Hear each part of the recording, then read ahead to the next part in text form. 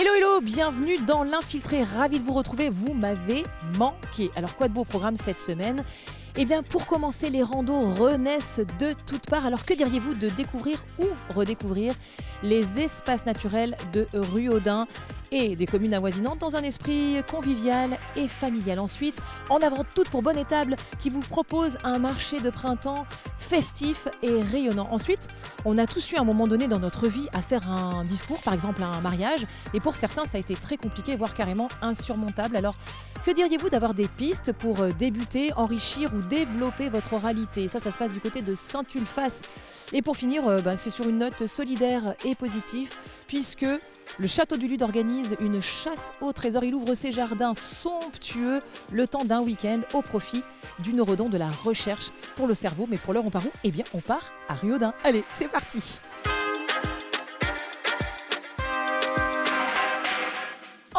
Enfin, les jours rallongent et le printemps revient en force. La rando a des bienfaits insoupçonnés. Elle réduit la tension, le taux de cholestérol, elle permet d'augmenter la masse osseuse, elle soulage les maux de dos. Enfin bref, 1, 2, 3, randonnée, c'est parti pour la rando muguet. Suivez-moi. Alors nous voici arrivés à Ruaudin, je suis avec Claude Alton et Michel Alton. Bonjour Claude, il paraît qu'on vous appelle le pape de l'herbe, vous. Tout à fait, parce que j'ai vécu 40 ans avec ça. Pendant 40 ans, j'ai vécu toutes les prairies de France, à l'échelle des semences et de la bonne prairie pour les animaux, faire les bons foins, des bonnes prairies pour le fromage, le lait, c'est ça. Donc avoir des belles prairies, c'était mon métier. Et alors pourquoi on appelle cette rando la rando muguet ? Parce que je vois pas de muguet là tout de suite. Écoutez, étant un fils d'agriculteur de la région de Tresson, en fait on a acheté un petit bois de 50 ans, 2 hectares et demi de terrain. Et puis ce petit bois, on a implanté du muguet il y a 20 ans. On a implanté 4 ou 5 carrés de muguet et c'est devenu un petit carré de 2 mètres carrés, c'est devenu un carré de 1000 mètres carrés. Et chaque année, disons une quantité de muguet, jusqu'à 1000 20 de muguet qu'on peut cueillir chez nous, personnellement, dans mon terrain privé. Et quand on a fait une première rando muguet avec l'association Espace Naturel, on s'est dit tiens, on voulait l'appeler rando muguet. Parce qu'on s'est baladé, on a trouvé du muguet et j'en ai planté sur l'ensemble du parc du Plessis de la commune. Il y a une dizaine de lieux où on va trouver du muguet aujourd'hui, sur le circuit. Il commence à grandir, il est planté depuis 10 ans déjà. Donc l'idée c'est que le muguet c'est porte-bonheur, marcher avec le muguet, ça a donné une petite cote à notre randonnée. Et voilà. Et on va donner à chacun d'entre eux, au retour, un petit bouquet de muguet, disons, avec l'aide de mon frère qui est dans le milieu. Oui, qui est à côté de vous là. Oui, qui est à côté de moi. Donc pour, disons, préparer ces bouquets de muguet, là, bien sûr les prélever, les cueillir, et bien sûr préparer les bouquets. On en a préparé 400 hier après-midi à 10, chez mon frère Michel, avec ma belle-sœur, de façon à offrir ça à l'arrivée des piétons et des VTT tout à l'heure. Alors, bonjour Michel, ça va bien Michel ? Ça va très bien, très très bien. Bon, alors donc comme ça on a préparé 400 bouquets de muguet. Ouais, on était plusieurs, on était au moins une dizaine de l'association, on a tous les membres du bureau. C'est une partie de plaisir quoi, parce que c'est vrai que ça prend 1 heure, 1 heure et demie, puis après on prend un petit gâteau, un petit goûter, et puis voilà. Donc, et aujourd'hui on va pouvoir accompagner les marcheurs, chacun va repartir avec son petit brin de 3 brins de muguet. Et ils sont un peu surpris parce que c'est vrai que c'est pas très commun. Bon, on a la chance que c'est toujours à la période du 6-7 mai. Et le muguet, on le trouve facilement parce qu'il en reste toujours un peu après le 1er mai. Bon, cette année, il était juste à point, donc on est très contents. Nous, on prend du plaisir, c'est bien.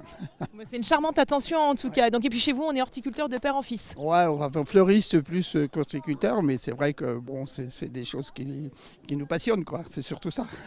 C'est formidable, c'est formidable. Alors du coup, Claude, on va peut-être parler un petit peu de la rando en elle-même. Combien y a-t-il de parcours ? Normalement, il y a 4 parcours. On va aller voir sur le tableau pour l'indiquer. Regardez ici le petit tableau. Le parcours de 9 km, de 13 km et même un parcours pour les randos clim. Parce qu'il y a souvent quelques handicapés qui veulent le faire. Et c'est facile parce que c'est en bon état pour faire circuler les fauteuils. En fait, formidable. La chance de Ruaudin, c'est que nos parcours, nos sentiers, ils sont sains. Il n'y a pas de boue, c'est sableux. Et en fait, ils ont été créés il y a une bonne vingtaine d'années et entretenus par la commune, bien sûr. Et ils sont auprès il y a 38 km de ruisseaux à Ruaudin. On borde des ruisseaux. On a une flore exceptionnelle, une nature exceptionnelle. Également également, disons, un certain nombre d'animaux, même des chevreuils. On trouve un certain nombre de choses sur le passage absolument extraordinaires. Dans les circuits de 10, vous avez ici 9 km, 13 km, c'est pas trop dur à faire et c'est vrai qu'il n'y a pas de voiture, rien, c'est l'exception. Les gens sont enchantés quand ils reviennent. On a vu plein de coups de fil, ils disent on va là, ça nous plaît. Donc c'est pour ça qu'à Riordan, c'est facile de faire une rando sans danger avec les voitures, quoi. Ça fait combien d'années que ça existe cette rando? C'est la cinquième année. Au début, on a eu 40-50 personnes. L'an dernier, on avait 300 piétons et 400 vélos. On est entre 6 et 700 au total. Cette année, selon le temps, on ne sait pas combien on va être, peut-être 500-600 aussi, quoi. C'est un week-end. Oui. Et donc on ne sait pas exactement à quel moment le nombre il vient de toute la matinée, quoi. Donc voilà. Et alors on m'a parlé d'une histoire d'arbres qui sont identifiés. Qu'est-ce que c'est que cette histoire? Au niveau, disons, du circuit, il y a quelques mois, on a inauguré Randoclim. Randoclim, c'est organisé par le CPIE de la Flèche. Donc le CPIE a effectué 4 circuits Randoclim en Sarthe. La Riordan est la 4e commune qui a, disons, bien sûr avec un financement important, adopté une douzaine d'arbres qui sont, disons, référencés et avec un QR code à chaque. Et en fait, c'est une action climatologique pour découvrir comment on va pouvoir reconnaître les arbres au fil du temps et au fil du temps longtemps. Parce que c'est, disons, suivi au niveau national. C'est une opération régionale, nationale. Et en fait, elle est à Riordan et dans le circuit, ceux avec le téléphone, ils vont pouvoir appliquer scanner le QR code et savoir l'histoire de cet arbre. Exactement, savoir comment ça peut vivre, comment on peut l'avoir, comment on peut le faire vivre. Il y a, disons, 12 espèces différentes. Et ça, c'est dans le circuit. Voilà. Dites donc, on est moderne à Riordan. Vous êtes sacrément en avant. C'est super, c'est génial. Alors, je vais peut-être aller parler quand même à une marcheuse ou un marcheur. Parce que là, on est avec vous pour la partie marche, mais après, on ira voir les vététistes. Ah ben, j'en vois une là-bas, elle est là, je sais pas ce qu'elle fait. Bonjour, bonjour, quel est votre petit nom à vous? Patricia, bonjour. Alors Patricia, je vois les chaussures, tout ça, on a le look, on marche. On marche, voilà. Je suis une marcheuse le dimanche matin. C'est bien, donc vous êtes coutumière du fait sans faire le rando mouguet. Tout à fait, oui, oui, oui. Je marche beaucoup, je fais d'autres activités sportives dans la semaine. Voilà, la retraite, c'est fait pour faire d'autres activités.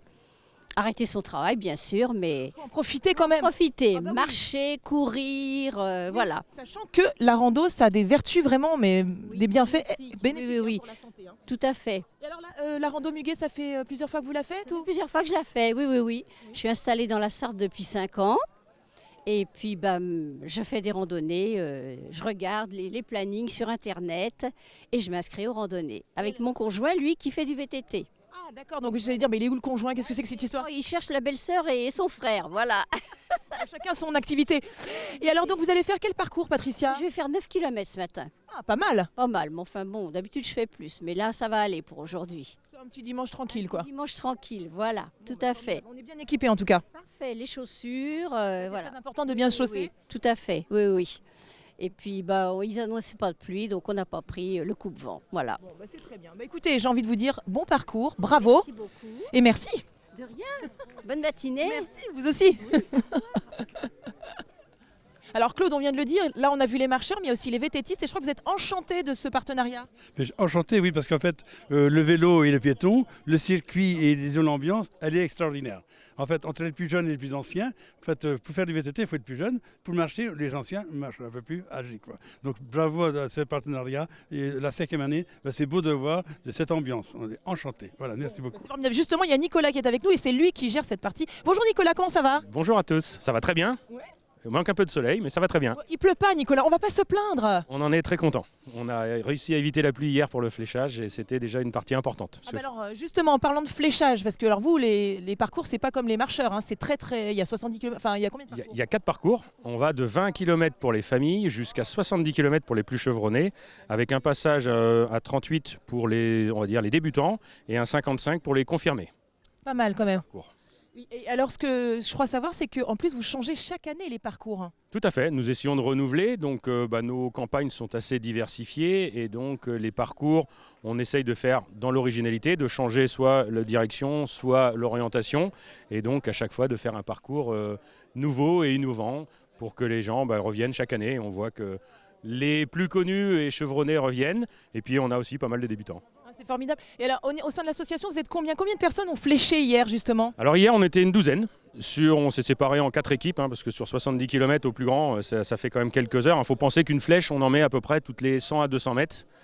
On fait aussi des rappels avec de la rubalise, qu'on remercie aussi tous nos partenaires qui nous C'est important sans eux qui vous soutiennent. voilà, qui nous approvisionnent en matériel.